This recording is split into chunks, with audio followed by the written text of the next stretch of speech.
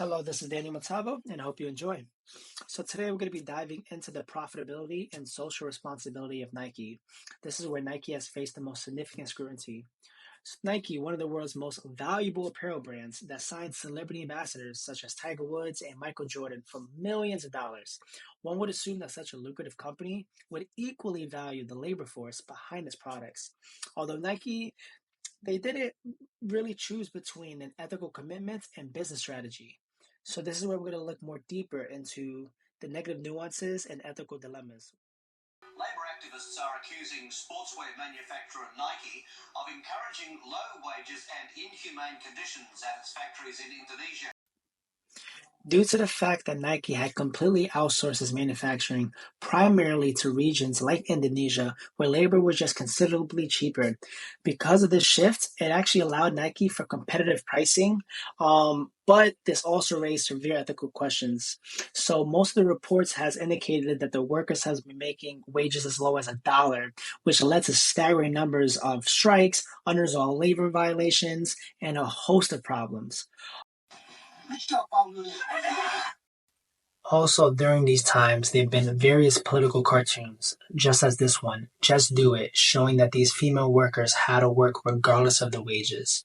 According to Nike, without an in-house manufacturing facility, the company just simply couldn't be held responsible for the actions of independent contractors.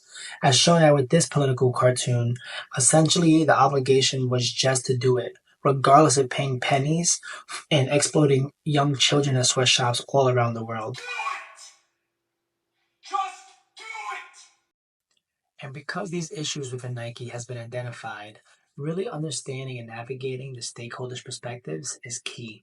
Now, I'm just highlighting three stakeholders: the consumers, that typically is going to think twice now prior to purchasing products due to unknowingly supporting unethical practices. Second would be the investors and stakeholders.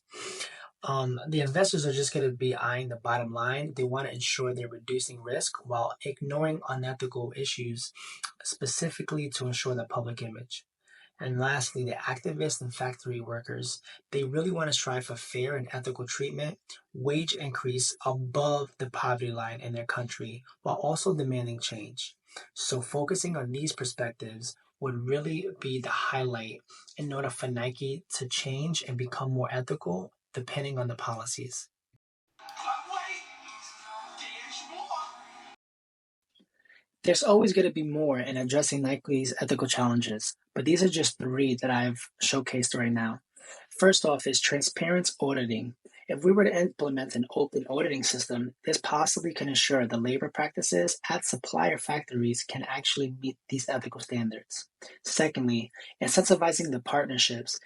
If we were to introduce incentives for these suppliers with strict ethical standards, this could include things as fair wages and other rewards, not just for their efficiency, but of course their humanity. Last but not least, resource allocation. I want to talk about this more with this next slide. So, with this particular slide, I've put together a chart to visualize Nike's financial growth over a decade with a particular focus on the potential for wage reallocation. Here you can see that we have Nike's gross margin alongside a hypothetical scenario where just 1% of this margin is going to be redirected to enhance worker wages. So if we look at the 1999 portion, we can see that the gross margin with an impressive 3,282 million or 3.2 billion roughly, that's a significant portion of the revenue. Now, considering just a mere 1% of that margin, we're talking about an impactful $32 million. This could potentially be improving the lives of these workers that contribute to Nike's success. Now, this could also be achieved without even substantially affecting Nike's capacity for their innovation and for their marketing in the future. Talking about Nike's future, Nike can implement the following policy changes and considerations. Firstly, creating a whistleblower policy protection.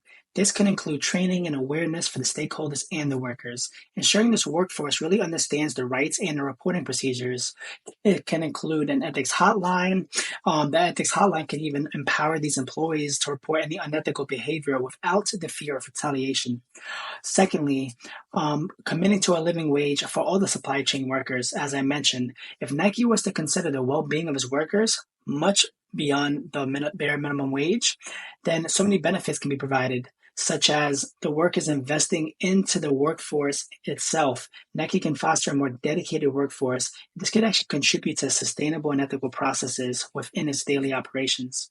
Lastly, having transparent auditing monitoring. As mentioned before, having independent auditors come to verify that everything is happening properly, ethically, and publicly, these reports are getting shown to the public. All the stakeholders involved can witness the ethical improvements of Nike. Hopefully, these changes could reflect the modern, ethical Nike, dedicated to the well being of its workers and the communities worldwide. I really hope you enjoyed this presentation. Have a great day.